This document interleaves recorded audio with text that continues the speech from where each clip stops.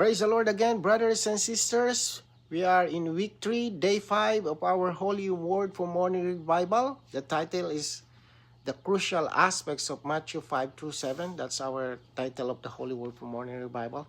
So let's read the day 5 Bible verses. Luke chapter 11, verse 11 to 13. But what the father among you, whose son shall ask for a fish, will instead of a fish hand him a snake? Or if he shall also ask for an egg, will hand him a scorpion? If you then, being evil, know how to give good gifts to your children, how much more will the Father who is from the heaven give the Holy Spirit to those who ask him? So this is very nice verse. In this verse, the Lord Jesus continues his speaking concerning prayer. But here, he brings in a very affectionate and experiential illustration the relationship between a father and his child. So we are his child, okay? So in verse 11 to 12, it shows the father's faithfulness. So the Lord asks simple but a touching question. What kind of father would give something harmful when his child asks for something nourishing, right? So a fish represents something living and nourishing, right?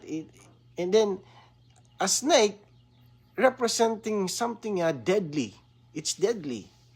And then egg, another represents life and supply.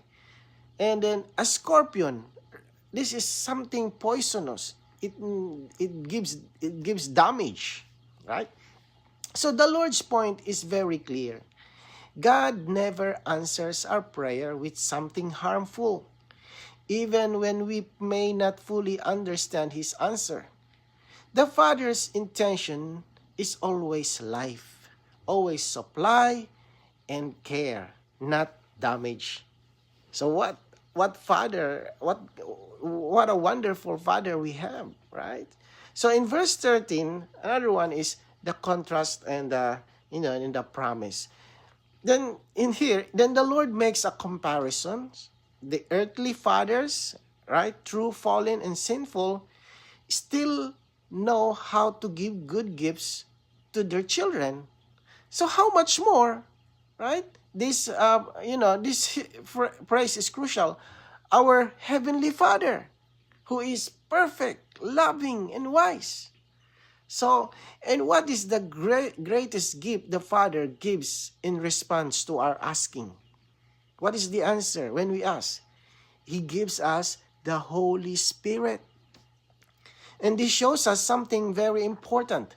The goal of prayer is not merely things, solutions, or outward blessings, but the Spirit Himself. So the central, the main revelation here is the Lord unveils something. So when we pray properly, when we ask the Father, so the Father's response is to give us the Holy Spirit as our real supply. So what is the Holy Spirit is? So if we have the Holy Spirit, we can reach God. Or God reaching us, and then God entering us, and then God becoming our inward life, strength, wisdom, patience, right? And power.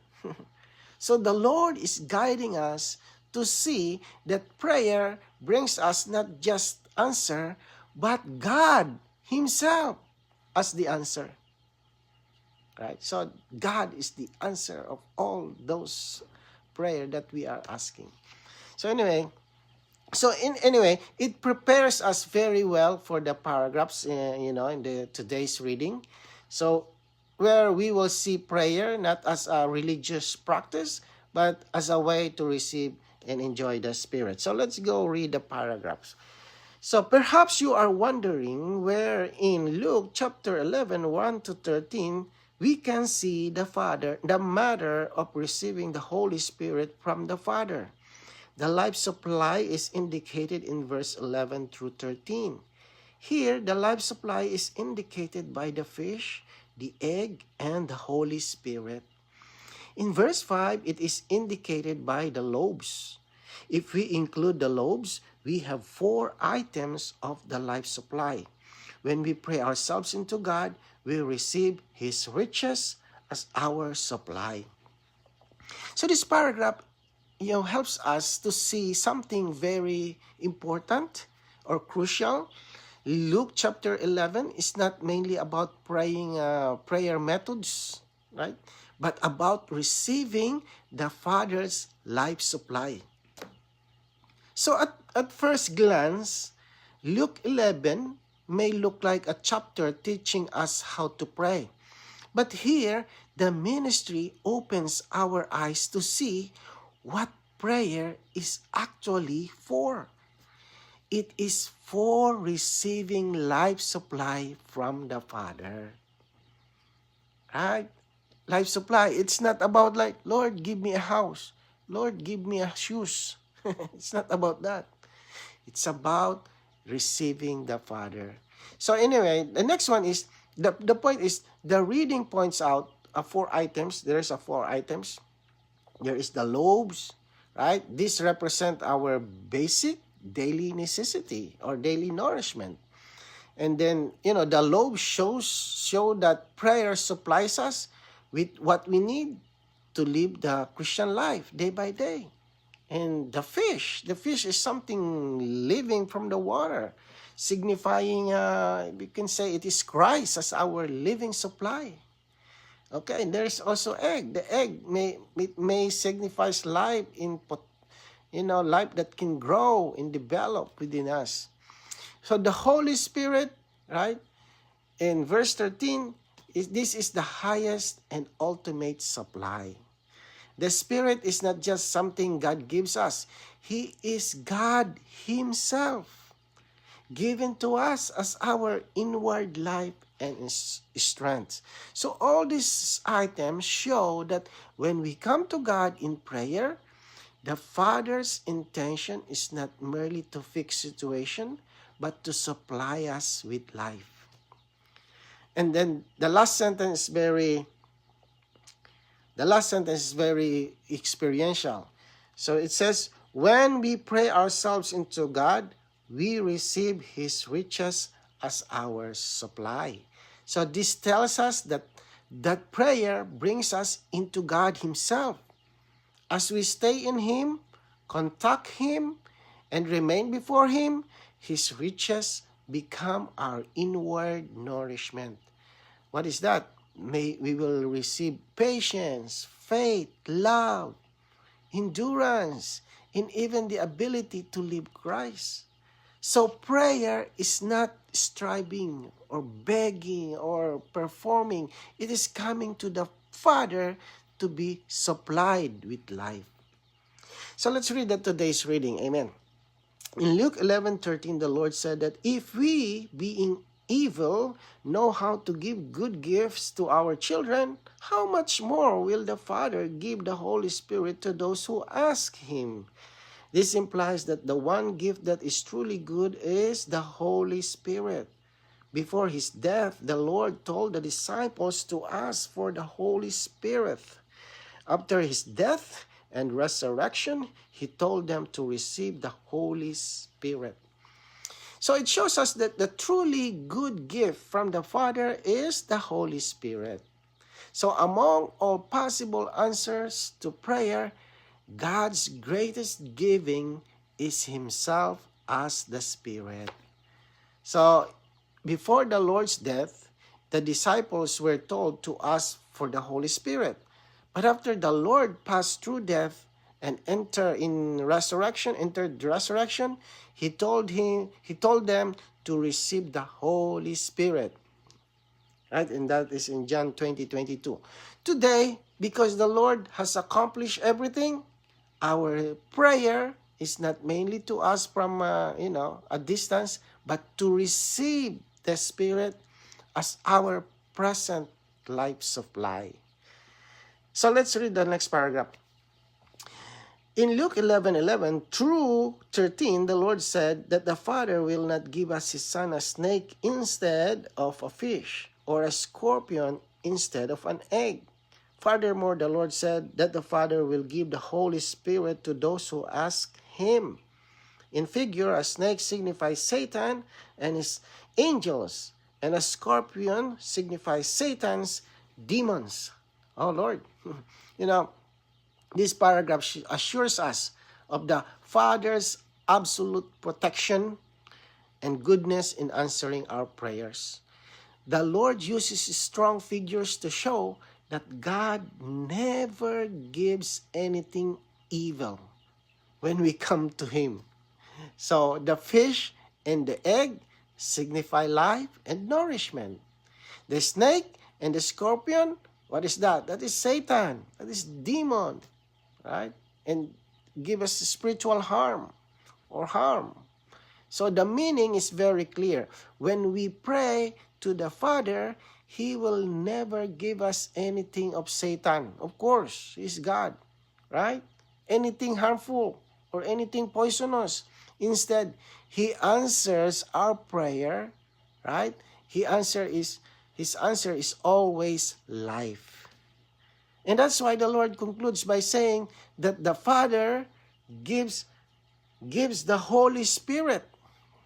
Right? The Father gives the Holy Spirit. The Spirit is the safest, pure, and highest supply. And that is God Himself to us. So we can pray, with confidence. So every genuine prayer brings us not danger, but life. Not darkness, but the Spirit as our supply. So let's read the next paragraph. Amen. The Lord's word in 11:11 to 13 indicates that our intention in prayer should be to seek the life supply, to seek loaves, fish, and eggs.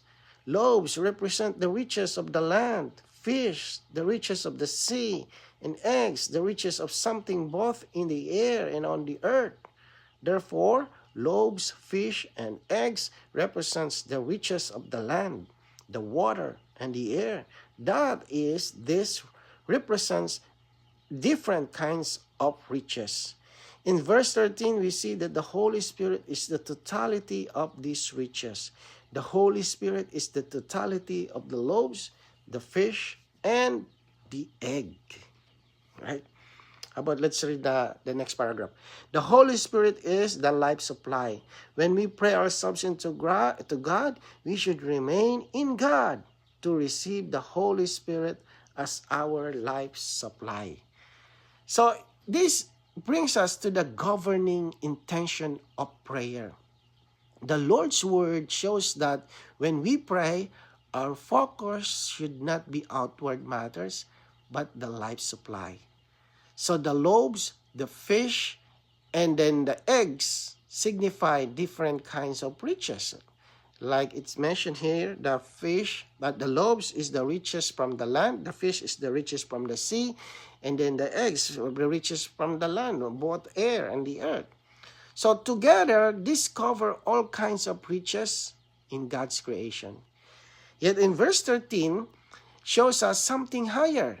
That is, the Holy Spirit is the totality of all these riches. Everything is signified by the loaves, fish, and eggs is fully contained in the Spirit. So the conclusion is here very practical and experiential. The Holy Spirit is the life supply. When we pray ourselves into God, we should remain in Him, not rush away.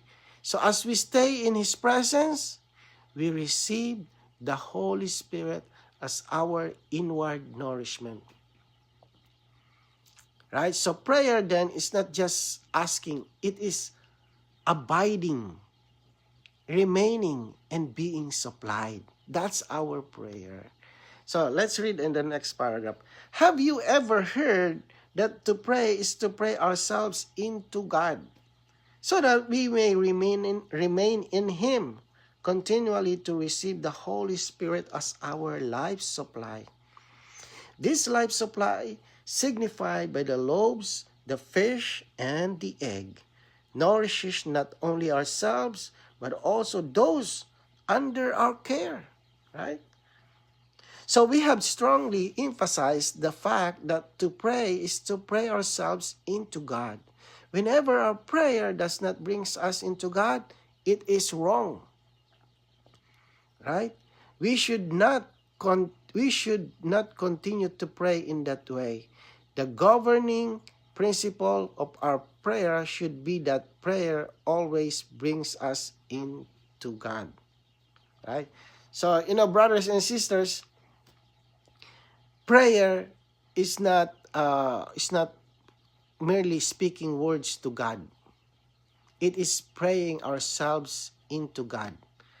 The goal of prayer is that we would enter into Him, remain in Him, and stay in His presence. Only there can we receive the Holy Spirit as our supply. So this life supply is not just for ourselves. As we are nourished by the Spirit, we also become a supply to those under our care, right? Our family, the saints, and those we shepherd. So there's a lot of people will benefits by our prayer. So the word here is very definite. If our prayer does not bring us into God, it is not proper prayer. No matter how many words we speak, right? We should not continue praying in a way that leaves us outside of God. Many people are praying, repeating and repeating, like, right? Our Father who art in heaven, they repeat and repeat that. But the goal of our prayer, brothers and sisters, right? That brings us into God. That's our prayer. So the governing, right? Every genuine prayer must bring us into God. So when prayer brings us into God, again, we are supplied, we are being nourished, and made supply to others. So let's read the paragraph. Do not pray if your prayer does not bring you into God. This does not mean that you should not ask the Lord to heal you or if you are sick, of course. The point is that when you pray for healing, you should observe the governing principle of prayer and pray yourself into God. If your way of praying distracts you from the Lord and does not bring you into Him, you should change your way of praying. Seek to pray in such a way that you are brought into God. The prayer that brings us into God is the right kind of prayer. So brothers and sisters, it's very clear how we gonna have or how to practice or how to pray in the right kind of prayer. So prayer always brings us into God. We may pray for healing, it mentions here, or for practical needs. But the crucial matter is whether our prayer brings us into the Lord. So maybe we can ask, oh Lord, heal me so that I can serve you more. So the intention is always aiming for the Lord, not only for your own selves. So many times, our prayer is focused only on ourselves, our problems, our feelings, and then our expectations. So when things do not go our way, we may even become upset with the Lord, right? Lord, why are you doing this to me? And this shows that our prayer is not aiming at God, but at the self, yourself. And such prayer does not bring us into God. It actually brings us back to ourselves. So when we realize this, we should stop, turn our heart to the Lord, and ask for forgiveness and cleansing. Right? We need to change our way of praying so that our prayer brings us back into God. The prayer that brings us into God is the right prayer. And in that prayer, we receive the Holy Spirit as our life supply. So let's read the last paragraph. We know from our experience with the Lord that often we have prayed properly and have prayed ourselves into God. As we remain in Him, we receive His riches, the riches that are embodied in His heart.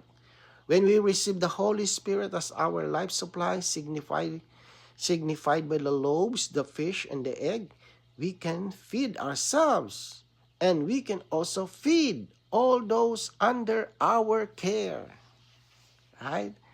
To feed others, you must be fed. You have to be fed first so that the others will also be fed. So this paragraph confirms the truth of experience. When we pray properly, our prayer brings us into God. And as we remain in Him, we spontaneously receive His riches. And these riches are not outward things. They are embodied in the Holy Spirit.